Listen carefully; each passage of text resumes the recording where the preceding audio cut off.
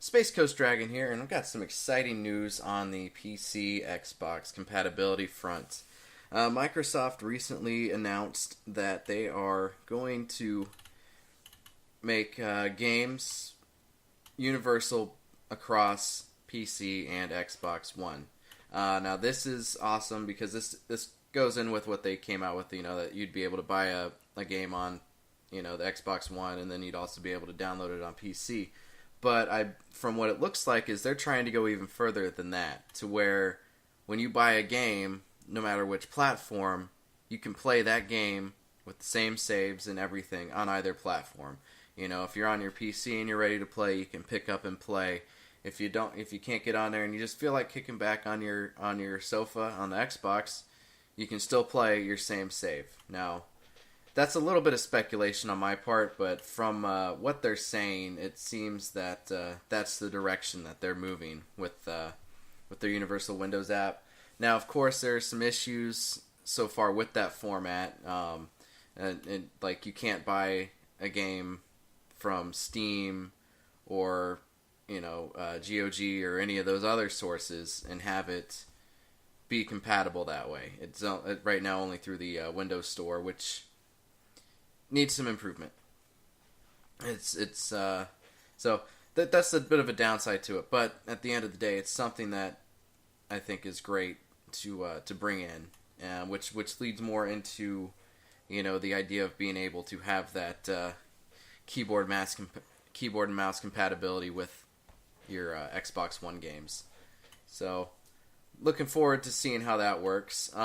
Additionally, there was some news on what the future of the Xbox One is. From what was stated is that they don't want to do necessarily future brand new consoles, but instead make it so that the Xbox One is upgradable.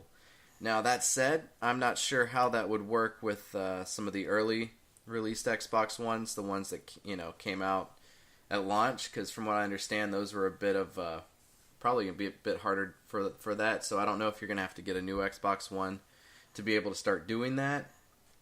But I don't know, who knows, maybe they'll have a way you can do that without having to get rid of the old one and get a brand new one.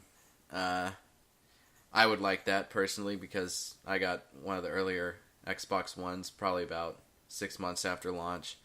So but to have a system where you just have the one console and you can upgrade it the same way you can a PC over time, buy new things for it and whatnot, is a great idea and is great for the future, I think, of gaming in general, console, PC, whatever.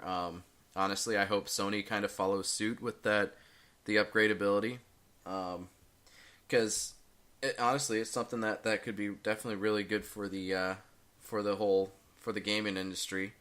And as long as they don't pull a Sega, and do what they tried to do in the 90s with their upgradable add-ons, because that was a mess, and I don't think that's at all what Microsoft is going for. I think they're going for more of an upgradability in the way you can upgrade a PC.